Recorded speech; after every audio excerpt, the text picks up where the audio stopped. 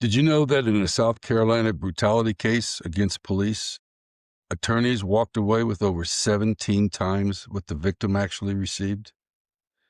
$50,000 was paid to the victim, and $850,919 was paid to lawyers hired by the South Carolina Insurance Reserve Fund to defend the lawsuit. I'm not exaggerating. These aren't guesses. These numbers come straight from the South Carolina Insurance Reserve Fund, and they shocked me. Get ready, because this is going to knock your socks off. I'm Tim, and this is Real Talk. Now let's break down exactly where your money is going. In another case in 2024, the Insurance Reserve Fund paid out $42,000 to the victim, and then the state paid over $324,000 to lawyers hired by the Insurance Reserve Fund to defend the lawsuit. If this doesn't rock your boat, nothing will. Since I live here in South Carolina, I decided to dig into the insurance payouts here. I want you to understand the figures I'm about to show you come directly from the South Carolina Insurance Reserve Fund, which handles all the lawsuits from just about half of all the cities and counties in the state.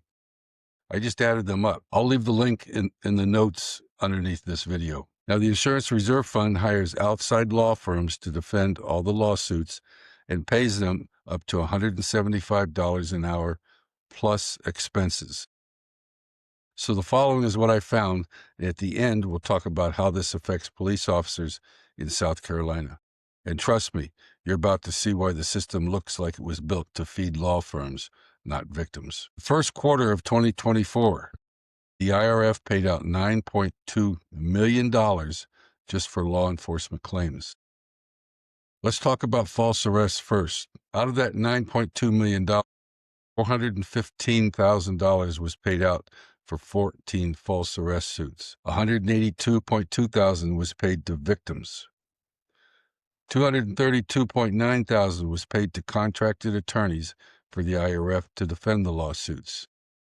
So to defend the lawsuits, the IRF paid out about $50,000 more for the defense of the lawsuit than the victims. And 56% of all the money spent on false arrest claims went directly to attorneys.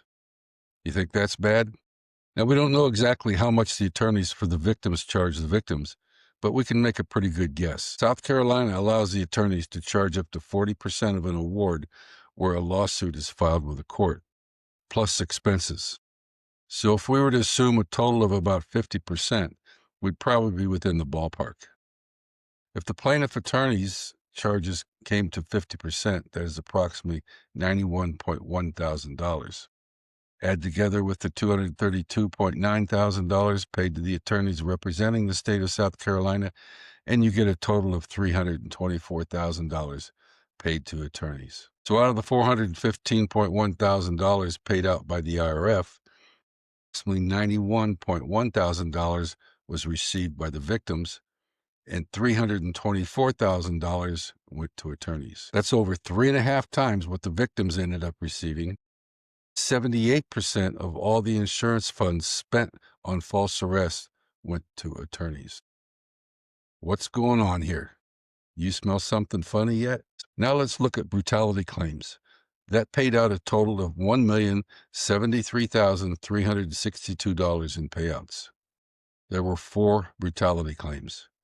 Of that $1 million plus in payouts, $150,000 was paid to victims, and $923,300 was paid to contracted attorneys for the IRF to defend the claims, that totaling 86% of the payouts.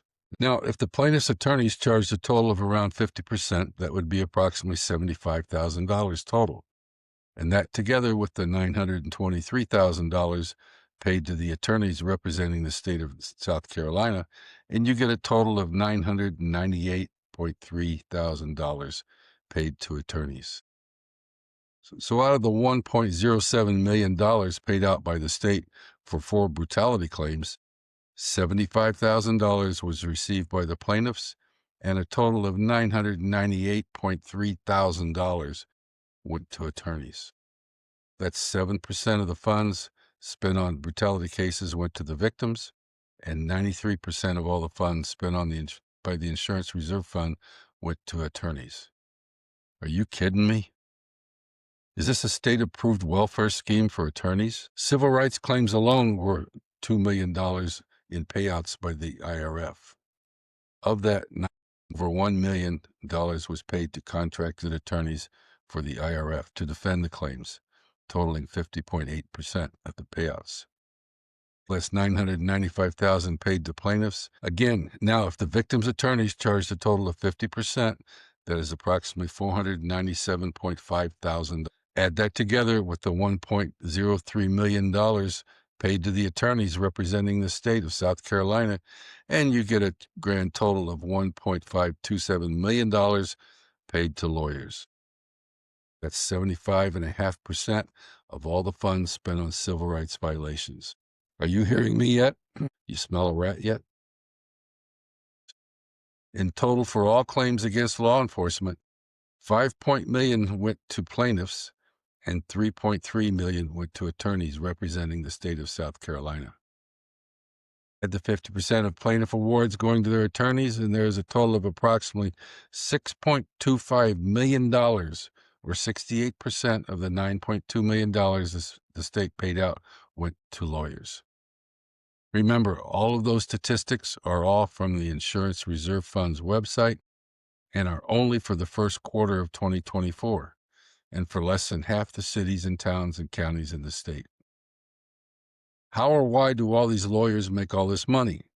Who makes all these laws giving attorneys all our money? Now, would it surprise you if I told you about 30% of our state reps are lawyers? Tell me, why would the state, the IRF, hire these law firms for $3.3 million for 3 months when they could easily hire a team of lawyers that would work directly for the IRF for a hell of a lot less? This doesn't make any sense to me. How does this relate to policing? Now, here's where the system gets really questionable. Does the system encourage better training for officers? Or does it quietly benefit when training stays poor? To me, if I was a lawyer in a law firm hired by the state to defend all these lawsuits, would I want police officers to keep having about the lowest amount of training in the U.S.? Hell yes, I would. Wouldn't you if you were a lawyer? Would you want police officers to have the best training in the U.S.? Hell no, no way in hell. If I was a lawyer, I'd want these police officers to keep screwing up all the time, big time, create as many large lawsuits as possible.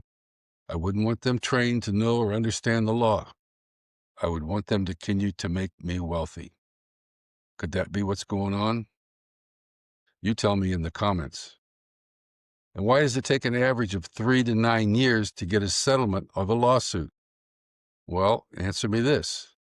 If you were getting paid $175 an hour plus expenses, do you have any incentive to quickly negotiate a deal and get to an agreement? Or do you have an incentive to string it out as long as possible, rack up as many expenses as possible? Do even the plaintiff's attorneys have any incentive to quickly get into an agreement? I doubt it. The more expenses they have, the more they get also. Who wins here? Lawyers. Who loses? Victims, taxpayers, police, and the public trust. So thanks for listening. Something has to change, and we have to find that answer for change to happen.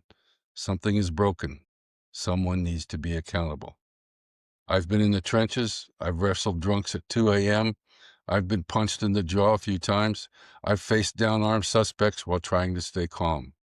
And after all that, you get judged by people who've never stepped outside their comfortable office to see what policing really looks like. Reform has to involve cops, not just academics and bureaucrats who've never had to clear a house or calm a violent situation. Real change starts with listening to the people who actually do the job. We can't fix policing until we fix the system around it, the incentives, the lawsuit machine, and the lack of investment in training. Thanks to all of the brothers and sisters behind the badge. Keep it going, and we'll get this fixed. Stay safe and get as much training as you can. This is Tim, and this is Real Talk. Signing off until next time. Thanks for watching. Drop your thoughts in the comments. Thank you, and be careful out there.